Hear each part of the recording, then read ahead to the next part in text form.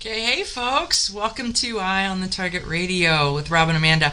We're doing something a little different today on Ops Lens because, because our video producer is traveling today, and so I'm flying solo. So bear with us. It's sometimes it's a bumpy flight. One man army, huh? I'm just saying, hang on to your hats, kids, because you got to buckle up. Nobody gets to go to the bathroom while we're on this plane. All that. Hang up your phone and all that. All those rules. Wait. Put your mask on. You're on the airplane, and I'm going to give you pretzels. That's it.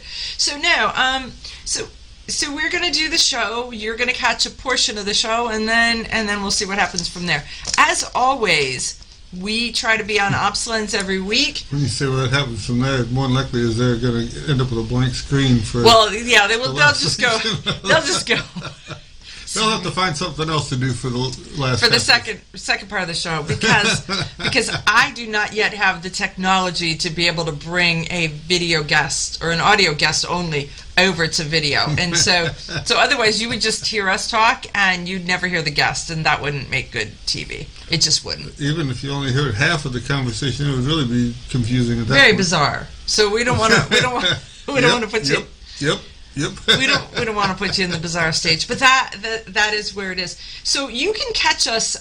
We have been moving our podcast and our audio stuff to Libsyn, and so you can catch us on Libsyn.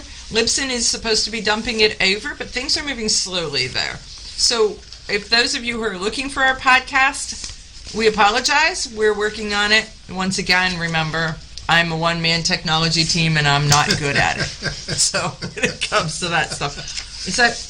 Well, you're not helping. I'm not at all a technological. I'm gonna say you're not. You can tie it to a rock, and I can throw it to you, but that's about the. Not a lot of help with that. So yesterday, you and I had the opportunity to meet with Ohio Secretary of State, have lunch with him. And it was great because I'm sure he was impressed with us. Well, we were working. we were dressed for construction. We'll just say so. It was 3 layers because there's not a lot of heat in Ohio right now. But the conversation was about firearms, and I found it very interesting as he talked. I've invited him to come back and be a guest on the show because I think that it's critical to hear why people who are vets, why they go into politics, and what they feel like they're defending. So what did you get out of lunch? The thing that was funny was that he's involved with a group that is buying some equipment and trying to get it over to the Ukraine. Oh, yeah. And they can't do it. So the government has put up these blockades that keeps that from happening. Well, so those blockades they weren't just put in place for the Ukraine. They have been in place to keep Americans from shipping arms to countries that they don't control. Right. So, but anyhow, it's the kind of thing that they have to, he had to actually go and find someone who had this, so had the knowledge for ITAR. To ship overseas. Right. And then get them to take their load and ship it for them because it wasn't just something that. Well, the great news was he knew who to ask, and so he asked a mutual friend of ours that then answered the questions and hooked him up, and so he did a 3-way call. The guy walked him through all the paperwork, all the steps, what they have to do, how they have to do it, which papers they have to have, and what they were sending was level 3 and level 4 body armor to the American rescue crews that are in the Ukraine trying to help get. Well, they were sending it to a Polish address or something so they could pick it up from there. But it was just funny that even he can't get it shipped over there without. No, as the Secretary of State, exactly. So I think it's interesting, but I also think that having part of the conversation about how he believes his military background is instrumental in helping with voter registration, but with voter integrity. He says that the creed that he gave right off the bat has not been revoked. It hasn't stopped. It doesn't. It is standing, and he is going to honor it the entire time. So his military background matters. And he says that that makes him a better public servant. And I think that that is hugely important as we're all looking at voter integrity, we're looking at election integrity, we're looking at political integrity, and what that outcome is. Integrity at all is a tough thing to find. Mm-hmm. So it really is. So folks, we are doing, since we're doing this is a special segment that you guys got on OpsLens. We're down to 10 seconds. We're going to pop into our intro, and we'll be back with the real show.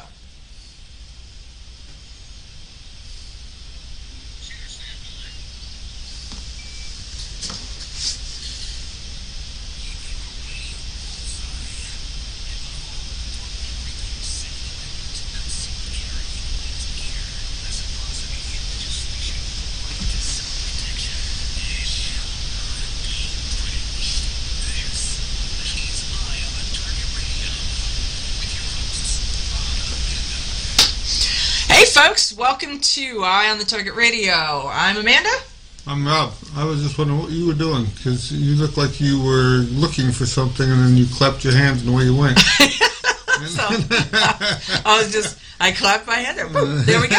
Yeah, it's all theater right there. At first it was like, I'm confused. What am I looking for? And then all of a sudden, boom, let's go. Boom, and I know my name. I have to clap and then I know my name. Is that how that...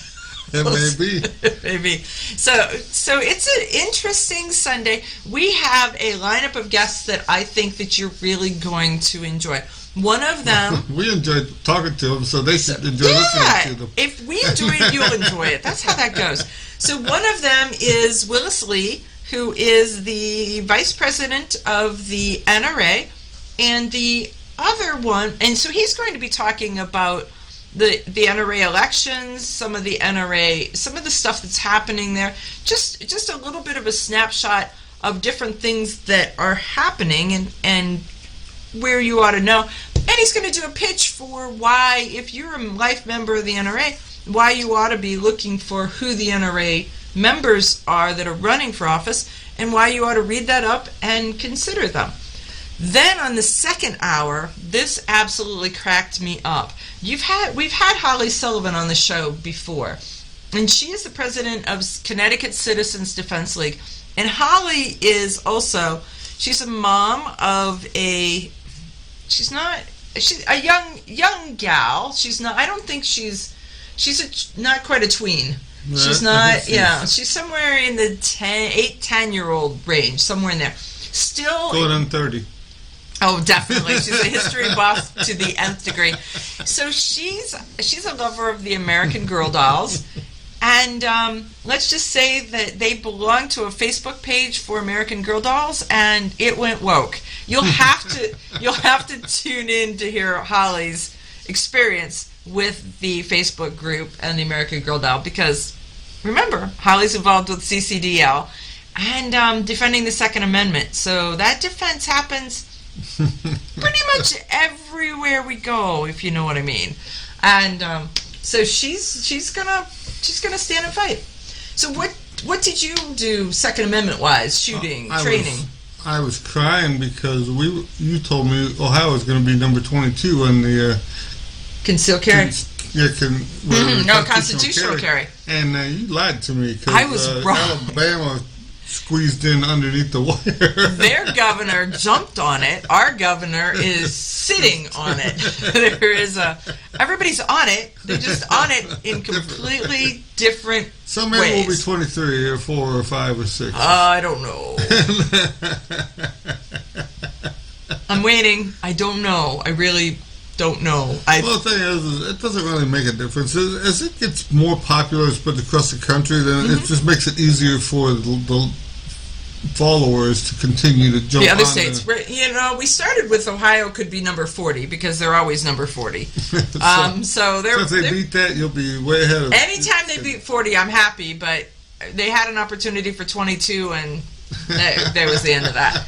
So I have to tell you my experience. I came home yesterday, and as I pulled in, there was this box sitting on my front stoop.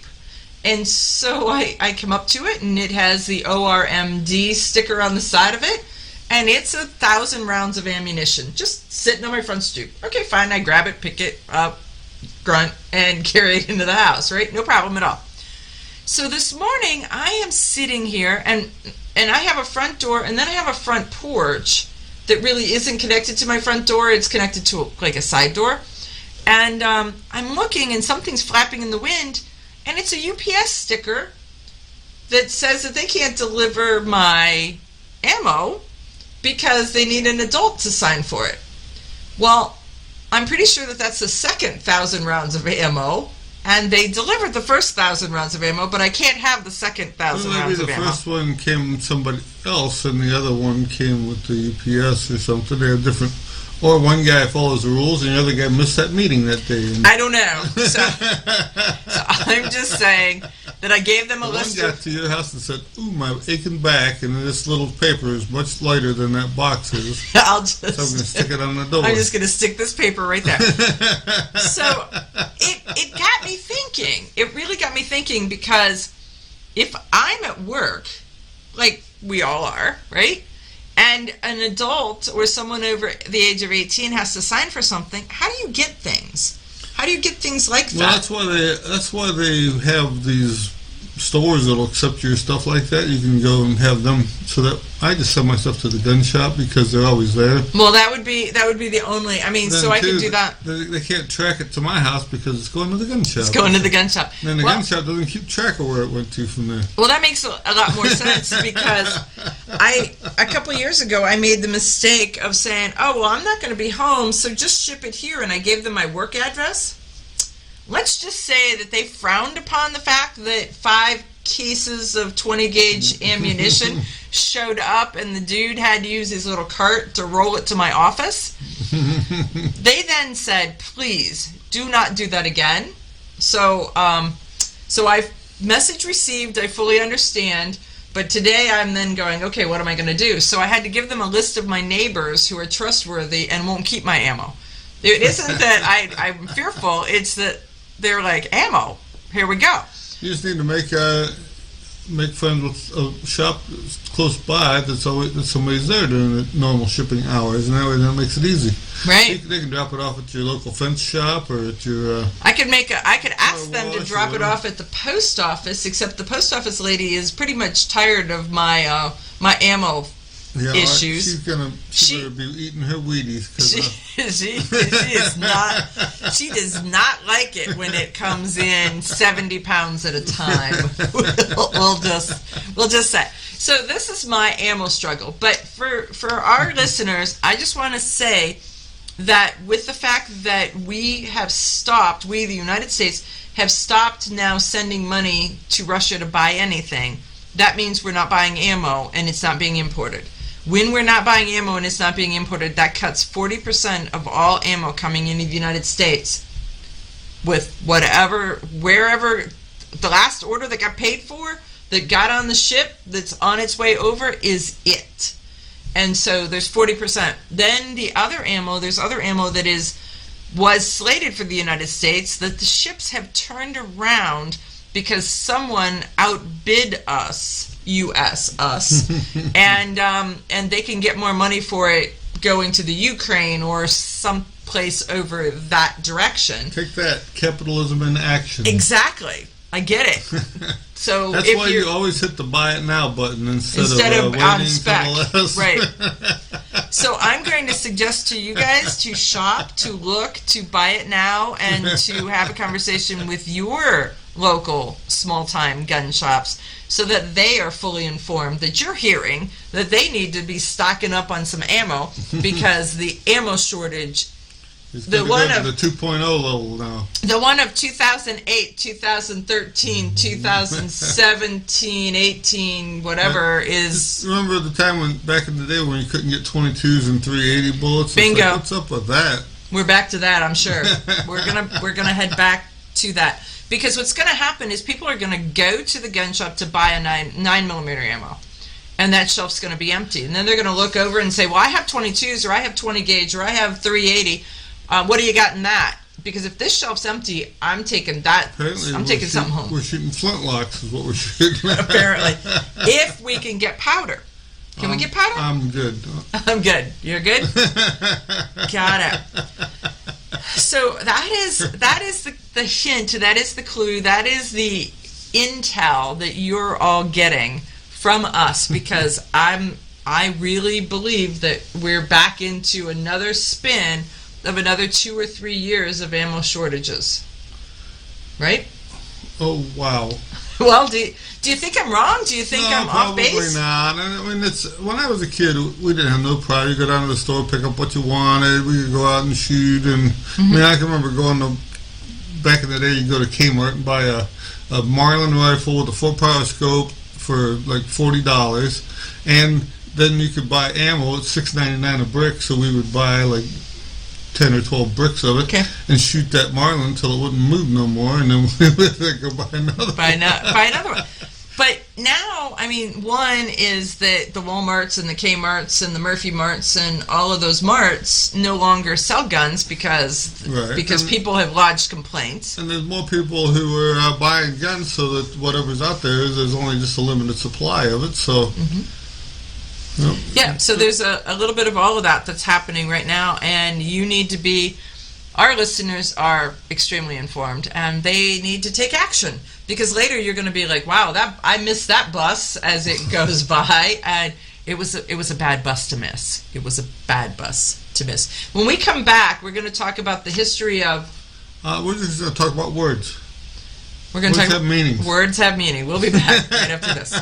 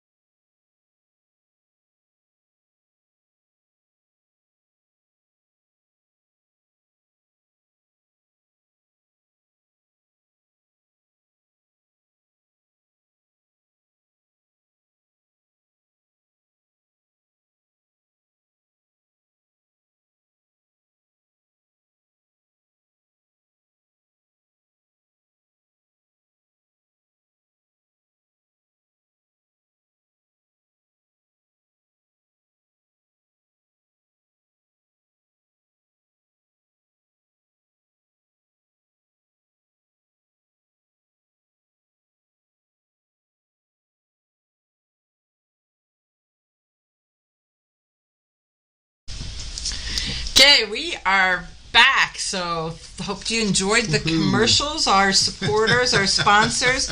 There is so much stuff that we get to do because our sponsors support us and keep us on the air. So say hey to them. I'm just saying. So okay, so let's talk about words have meaning. What are you talking about? I was just thinking, there's a lot of things that people might have heard of or not, like Magnum or Express or. Okay.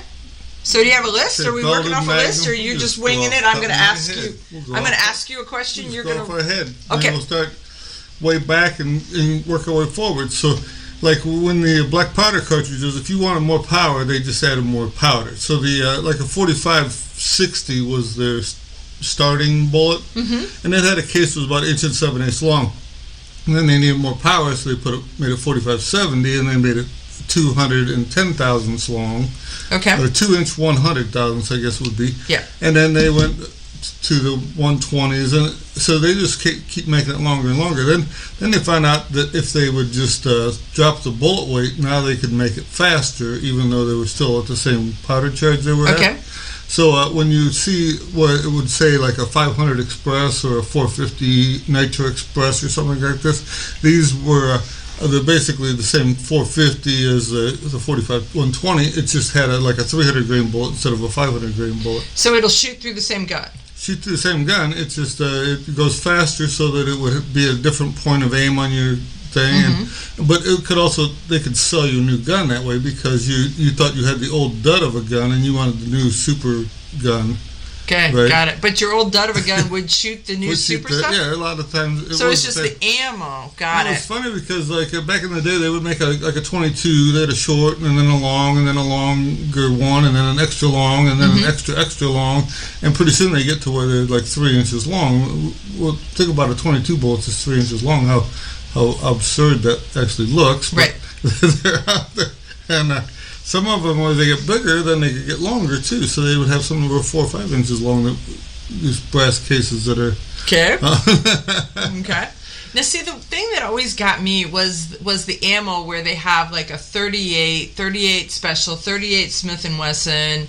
Everything has to have a name, so they start out and there's only just so many 38 things you can add to it, and some of it, like a Merwin Hubert and a Smith & Wesson, were almost identical bullets. I think 38 Marlin also was the same as the 38 Smith & Wesson. So they didn't want to write Marlin. They didn't want to write Marlin on their Smith & Wesson. They didn't want to write Smith & Wesson on their Marlin, so they would just put their bullet on the thing, and just then make their own. You had ammo. to figure out what bullets actually fit it. Well, I think some of that is extremely confusing. Well, Colt made, like, say they made a 32 Colt, they made a short and a long, and they were actually what they called a heeled bullet. And then the Smith & Wesson bullet was much more popular. It was an inside lubricated bullet.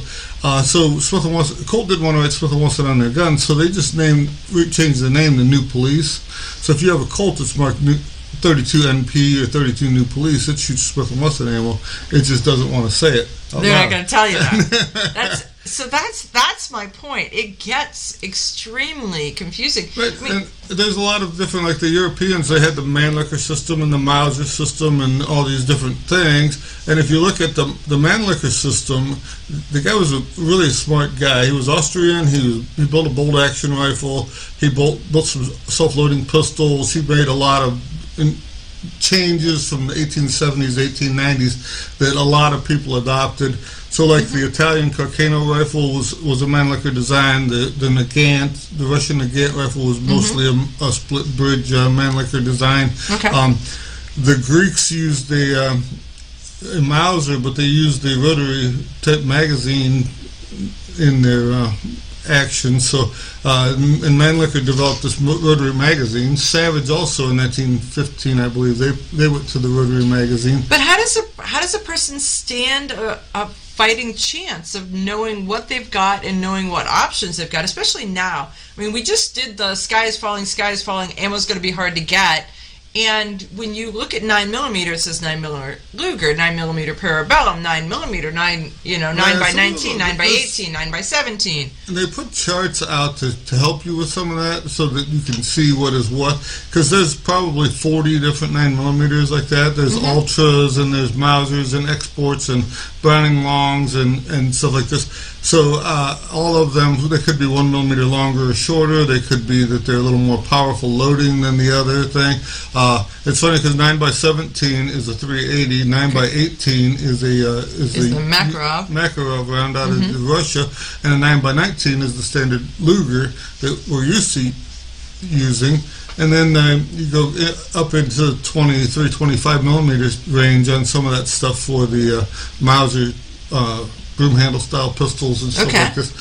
So there was, I guess the 9mm was to the Europeans what the 38 is to us. So everybody that made something, they made a 38 of some kind. They all have one.